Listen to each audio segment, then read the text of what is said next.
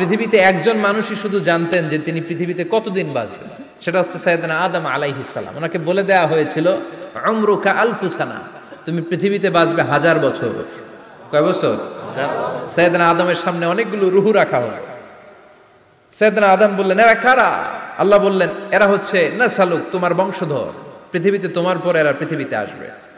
সাইয়েদনা আদম বললেন, আল্লাহ ওই যে একটা রুহু দেখা যায়, এটার নাম কি? আল্লাহ বললেন, হাদা ইবনুকা দাউদ, এটা তোমার ছেলে দাউদ, সে দুনিয়াতে নবী হয়ে আসবে, তার ছেলে সুলাইমানও নবী হয়ে আসবে। সাইয়েদনা আদম বললেন, মাবুদ, আমার ছেলে দাউদের কত বছর হায়াত আপনি দিয়েছেন? আল্লাহ বললেন, 40 সানা, মাত্র 40 বছর, 4 ইয়ার্স, 40 বছর তোমার ছেলেটা বাঁচবে। ও আল্লাহ, আমি বাঁচবো কয় বছর? তুমি বাঁচবা 1000 বছর। সুবহানাল্লাহ। সাইয়েদনা আদম বললেন, মাবুদ, এত ফুটফুটে সুন্দর আমার ছেলে দাউদ, মাত্র 40 বছর দিলেন কেন? জিদ মিন উমরিহি, বাড়ায়া দেন। কি করেন? সুপারিশ করতেছে পোলার লাইগা কে? বাবা। আল্লাহ আপনি বাড়ায়া দেন। আল্লাহকে বাড়ানো যাবে না, লেখা হয়ে গেছে। রুফিআতিল আকলাম ওয়া জাফফাতিস সুহুফ, কলম তুলে নেওয়া হয়েছে আর কালি শুকায় গেছে, আর কিছু করা যাবে?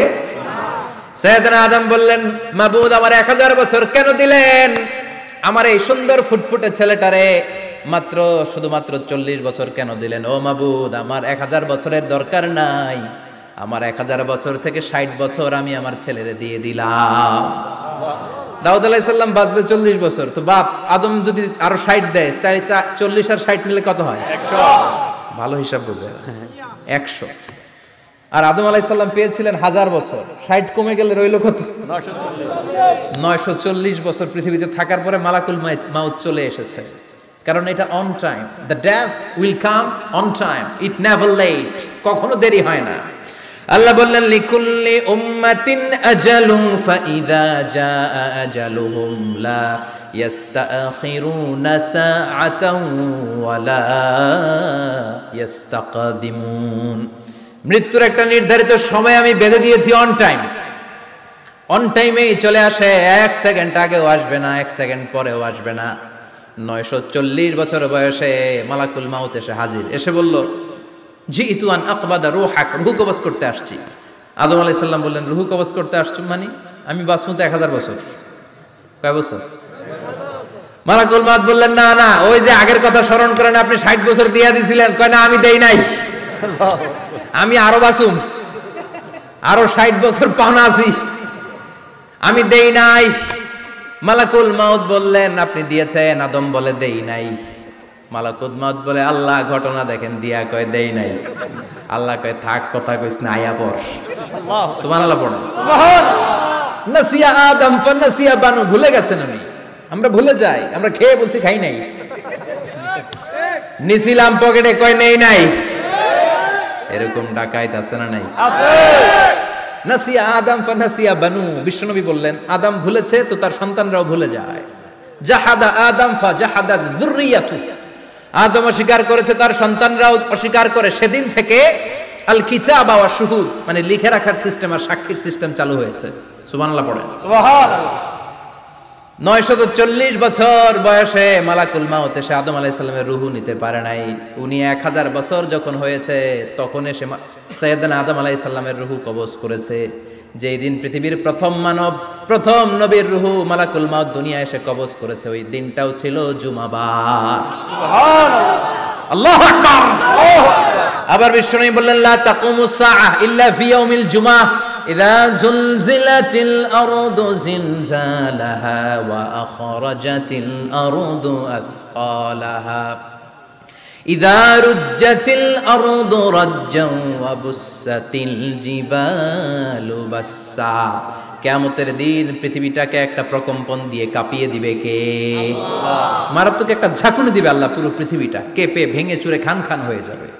এই ঝাঁকুনি আর আর্থকোয়েক, ভূমিকম্প এর ঘটনাটা যেদিন ঘটবে ওই দিনটাও হচ্ছে জুমার দিন। চিৎকার করে পড়েন সুবহানাল্লাহ। সাধারণ দিন নয়, ফিহি খালাকাল্লাহু আদম। কালকের এই দিনটায়, এই জুমার দিনে আল্লাহ তাআলা সাইয়েদনা আদম আলাইহিস সালামকে তৈরি করেছে। সুবহানাল্লাহ। বিশ্বনবী বলেন লাম্মা খালাকাল্লাহু আদামা ওয়া কানা তুলুহু 60 যিরাআন, আল্লাহ তাআলা যখন আদম আলাইহিস সালামকে তৈরি করলেন 60 হাত লম্বা করে তৈরি করলেন। সুবহানাল্লাহ। আর আমরাও যারা জান্নাতে ঢুকবো আমাদের আকৃতি থাকবে 60 হাত লম্বা। মজা করে সুবহানাল্লাহ পড়তে পারলেন না? সুবহানাল্লাহ। আল্লাহ সাইয়েদনা আদমকে তৈরি করলেন এই জুমার দিনে। আবার সাইয়েদনা আদম আলাইহিস সালামকে পৃথিবীর বুকে তিনি পাঠিয়ে দিয়েছিলেন এই জুমার দিনে। সুবহানাল্লাহ। কুল নাহবিতু মিনহা জামিআ, ও Adam go down with your wife, তোমার স্ত্রী হাওয়াকে নিয়ে পৃথিবীতে নামো। সাইয়েদনা আদম আলাইহিস সালামকে আল্লাহ তাআলা পাঠিয়েছিলেন শ্রীলঙ্কার একটা পাহাড়ে, অ্যাডামস পিক। ওখানে ঐতিহাসিকভাবে প্রমাণিত, এটা হাদিসে নেই, কুতুবুত তারিখে এসেছে। শ্রীলঙ্কায় একটা পাহাড় আছে, কলম্বো থেকে অনেক দূর। ওই পাহাড়ের চূড়ায় সাইয়েদনা আদম আলাইহিস সালামের ফুটপ্রিন্ট আছে। ফুটপ্রিন্ট মানে পায়ের ছাপ। সুবহানাল্লাহ পড়ো। সুবহানাল্লাহ। এটারে বলে ফিঙ্গারপ্রিন্ট। এটারে কি বলে? ফিঙ্গারপ্রিন্ট। পায়ের গুলারে ফিটপ্রিন্ট। একজনের আঙ্গুলের ছাপের সাথে একজনের আঙ্গুলের ছাপের মিল নাই। শুধু তাই না, আমার এই আঙ্গুলের সাথে এই আঙ্গুলের ছাপের কোনো মিল নাই। আয়াহসাবুল ইনসানু আল্লান নাজমা ইযামা বালা কাদিরিনা আলা আন নুসাউবিয়া বানানা। আল্লাহ বলেন, গোলাম তুমি মনে করেছো তোমার হাড্ডি গুড্ডি পচে যাবে, তোমাকে আমি একত্রিত করে আবার বানাতে পারবো না? বানানো তো অনেক দূরের কথা, আমি তো তোমার আঙ্গুলের ছাপগুলো সংরক্ষণ করে রেখেছি। চিল্লায় পড়েন আল্লাহু আকবার। 1880 সালে স্যার ফ্রান্সিস গাল্টন নামে একজন বিজ্ঞানী, তিনি আবিষ্কার করেছেন যে আমাদের আঙ্গুলের ছাপগুলো আলাদা, ফিঙ্গারপ্রিন্ট আলাদা। এই 10টা আঙ্গুলের একটার সাথে আরেকটার কোনো মিল নাই। এই পৃথিবীতে যদি 600 কোটি মানুষ হয় তাহলে 6000 কোটি আঙ্গুল, একটা আঙ্গুলের সাথে আরেকটা আঙ্গুলের ছাপের মিল আছে? যারা সিগনেচার দিতে পারে না এরা কি দেয়? টিপসই দেয়। সুবহানাল্লাহ। সুবহানাল্লাহ। কি ম্যাজিক আল্লাহ আঙ্গুলে রেখে দিয়েছে, একটা আঙ্গুলের ছাপের সাথে আরেকটা আঙ্গুলের ছাপের মিল নাই। এখন এই বায়োমেট্রিক অথেন্টিকেশনের জন্য অনেক জায়গায় দিতে হয়। ইমিগ্রেশন পাস করবেন, গিভ ইউর ফিঙ্গারপ্রিন্ট। ভিসা করবেন, Schengen visa, European visa, provide your fingerprint first. Canadian এম্বাসিতে গিয়েছিলাম, সব আঙ্গুলের আলাদা আলাদা ফিঙ্গারপ্রিন্ট রেখেছে। এখন এটা অথেন্টিকেশনের জন্য সিকিউরিটি পারপাস খুব গুরুত্বপূর্ণ। কিন্তু 1500 বছর আগে, 1880 মানে কি 200 বছর তো না, 200 বছর আগে বিজ্ঞানীরা আবিষ্কার করলো। 1500 বছর আগে সূরাতুল কিয়ামার ভিতরে ফিঙ্গারপ্রিন্টের কথা বলেছে কে? আল্লাহ। আর পায়ের টারে বলে ফুটপ্রিন্ট। এটা প্রাণীদের ক্ষেত্রে প্রযোজ্য, কারণ প্রাণীদের আঙ্গুল নাই, আছে? ওদের আছে পা। বাঘের কয় পা? কথা কয় না, 4 পা। বাঘের হাত কয়টা? হাত নাই, ওদের পা। ফলে ওদের ফুটপ্রিন্ট লাগে। সুন্দরবনে কয়টা বাঘ আছে এটার একটা হিসাব আছে। কি করে বলে, কেমন করে হিসাব করে? বাঘের কাছে যে গুনে, চেহারা তো একরকম, একটারে 3 বার গুনবে। কথা কন, কিভাবে গনে তাহলে? বাঘশুমারি হয় কিভাবে? ফুটপ্রিন্ট, পায়ের ছাপ। একটা বাঘের পায়ের ছাপের সাথে আরেকটা বাঘের পায়ের ছাপের কোনো মিল নাই। আবার কাবা ঘরের পাশে একটা ছোট্ট জায়গা আছে, এই জায়গার মধ্যে রব্বুল আলামিন সব নবীদের পিতা সাইয়েদনা ইব্রাহিম আলাইহিস সালামের ফুটপ্রিন্ট রেখে দিয়েছেন। ওয়াত্তাখিযু মিম মাকামি ইব্রাহিম মুসাল্লা, সাইয়েদনা ইব্রাহিমের দাঁড়ানোর জায়গায় তোমরা নামাজের জায়গা করে নাও। আল্লাহু আকবার। সাইয়েদনা ইব্রাহিম আলাইহিস সালামের পায়ের ছাপ আছে কিন্তু মাকাম ইব্রাহিম।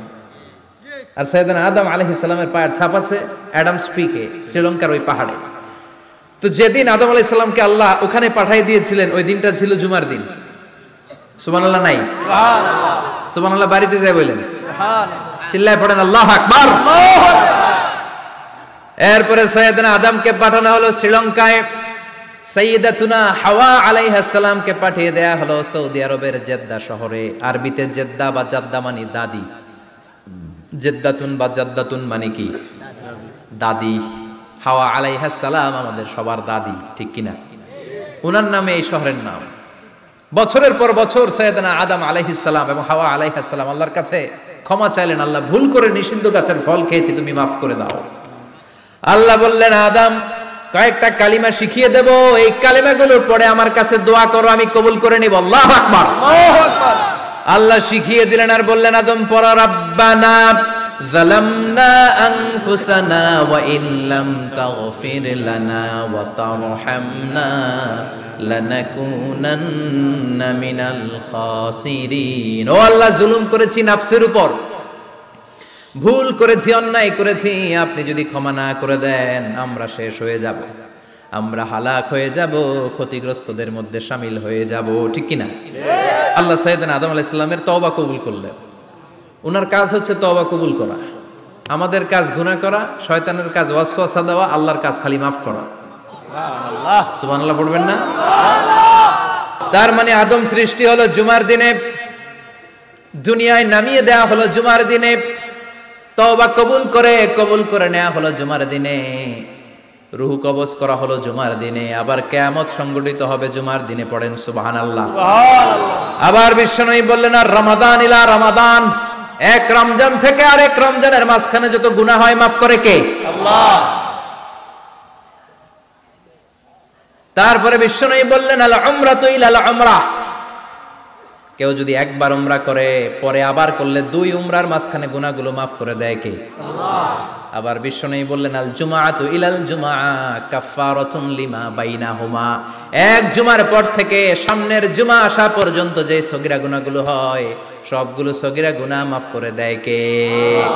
রজব শাবানে বরকতে দাও, রমজান মাসে গুনাহ ঝড়াও, সপ্তাহ জুড়ে তুমি বরকতে দাও, জুমার দিনেতে গুনাহ ঝড়াও, রজব শাবানে বরকতে দাও, রমজান মাসে গুনাহ ঝড়াও। ঠিক কি না? তার মানে জুমার দিন গুনাহ মাফের দিন। সারা সপ্তাহে ভুল ত্রুটি অন্যায় যা করলাম জুমার নামাজের বদৌলতে সব গুনাহ মাফ করে দেয় কে? আল্লাহ। এই দামি দিনটাকে আল্লাহ ইহুদিদের দিতে চেয়েছিলেন, পায় নাই। আলহামদুলিল্লাহ কবেন না? আলহামদুলিল্লাহ। ইখতিলাফু, তারা ইখতিলাফ করে হারাইছে এটা। এই দামি দিনটা রব্বুল আলামিন নাসারাদেরকে দিতে চেয়েছিলেন, ফাখতালাফু, ওরাও ইখতিলাফ করে হারাইছে। এজন্য ইখতিলাফ ভালো জিনিস না খারাপ জিনিস? মারামারি ভালো জিনিস না খারাপ জিনিস? আর ঐক্য করা ভালো জিনিস না খারাপ জিনিস? ঐক্য করতে রাজি আছেন? ইহুদিদেরকে আল্লাহ দিতে চাইলেন, ইখতিলাফ করে হারাইছে, নাসারারাও হারাইছে। ফাজা আল্লাহু বিনা ফাহাদানা বিহাদাদ দ্বীন, রব্বুল আলামিন এই দিনটা আমাদেরকে দিলেন, আমরা ইখতিলাফ করি নাই, বিশ্বনবীর হাতে হাত রেখে ঐক্য করে ঘোষণা দিয়েছি জুমার দিন আমাদের সাপ্তাহিক দিন। সুবহানাল্লাহ। বিশ্বনবী বলেন, ফাগাদান লিল ইয়াহুদ, সাপ্তাহিক আনন্দের দিন ইহুদিদের জন্য হচ্ছে শনিবার, ইয়ামুস সাbt, ও বাদা গাদ লিন নাসারা, আর খ্রিস্টানদের জন্য হচ্ছে রবিবার, আর আমাদের জন্য হচ্ছে শুক্রবার। চিল্লায় পড়েন আল্লাহু আকবার। তার মানে জুমার দিন, জুমাবারের মর্যাদা বেশি না কম? চিল্লায় বলেন বেশি না কম? জুমার দিন সকালবেলা ফজরের নামাজের পর থেকে ফেরেশতারা যতগুলো মসজিদে জুমা অনুষ্ঠিত হয় ওই মসজিদে ঢোকার প্রতিটা দরজার মধ্যে দাঁড়িয়ে থাকে। কারা কারা আগে আগে জুমার নামাজ পড়ার জন্য মসজিদে যায়, প্রত্যেকের নামগুলো একটা জান্নাতের রেজিস্ট্রি খাতার মধ্যে তুলে নেয়। সুবহানাল্লাহ। এই নামগুলো স্পেশালি আল্লাহর কাছে পাঠানোর জন্য। সুবহানাল্লাহ কইবেন না? সুবহানাল্লাহ। ডানে বায়ে সামনে পেছনে যতগুলো দরজা, প্রতিটা দরজায় ফেরেশতারা বসে থাকে। কে আগে আসলো নাম তুলে দেয়। তুলতে তুলতে তুলতে তুলতে খতিব সাহেব যখন খুতবা দেওয়ার জন্য মিম্বারে যেয়ে বসে যায়, ফেরেশতারা তাদের খাতা বন্ধ করে তারাও খতিব সাহেবের সামনে জুমার খুতবা শোনার জন্য বসে যায়। পড়েন সুবহানাল্লাহ। প্রথম জুমার দিন জুমার মসজিদে যে ঢুকবে, বিশ্বনবী বললেন, আল্লাহর রাস্তায় একটা উট কুরবানি দিলে যেই সওয়াব, এই সওয়াব আল্লাহ আমলনামায় দিয়ে দেয়। সুবহানাল্লাহ। দ্বিতীয় পর্যায়ে যে ঢুকে, বিশ্বনবী বললেন বাকারা, গরু কুরবানির সওয়াব পায়। তিন নম্বরে যে ঢুকবে, বিশ্বনবী বললেন কাবসা, হাদিসের ভাষায় এসেছে আল কাবাস, কাবাস মানে হলো বকরি, বকরি কুরবানির সওয়াব। চার নম্বরে যে ঢুকবে তার হচ্ছে দাজাজা, দাজাজা মানে মুরগি। পাঁচ নম্বরে যে ঢুকবে, বিশ্বনবী বললেন বাইদা, নোয়াখালীরা কয় বয়দা, আমরা কই আন্ডা, কুমিল্লায় কই ডিম। আছে না নাই? এক দেশের কত ভাষা, এক দেশের গালি আরেক দেশের বুলি। আমরা বলি ছেলে, কুষ্টিয়ায় বলে পুত্র, আরেক জায়গায় গেলে বলে হুত, আরেক জায়গায় গেলে বলে ফোয়া। আছে না নাই? আছে। এক এলাকায় বলে বেটা ছেলে, ছেলেদেরকে বেটা ছেলে, মরদ ফোয়া, মরদ ফোয়া হইতে না, মরদ ফোয়া হবে। আহা, কি ভাষার বৈশিষ্ট্য। তো যেটারে আমরা বলি ডিম, কথা বলে আন্ডা, কোথাও বলে বয়দা। তো এই বয়দা আল্লাহর রাস্তায় দান করে দিলে যেই সওয়াব, পঞ্চম ব্যক্তি ওই সওয়াব পাবে। এই 5 জনের পরে আর লেখালেখি নাই, বাকিদেরটা নরমাল এন্ট্রি করে সব ফেরেশতারা খুতবা শোনার জন্য বসে যায়। সুবহানাল্লাহ। সুবহানাল্লাহ। তো জুমার দিনে আগে আগে যাবেন তো ইনশাআল্লাহ। সবাই রাজি?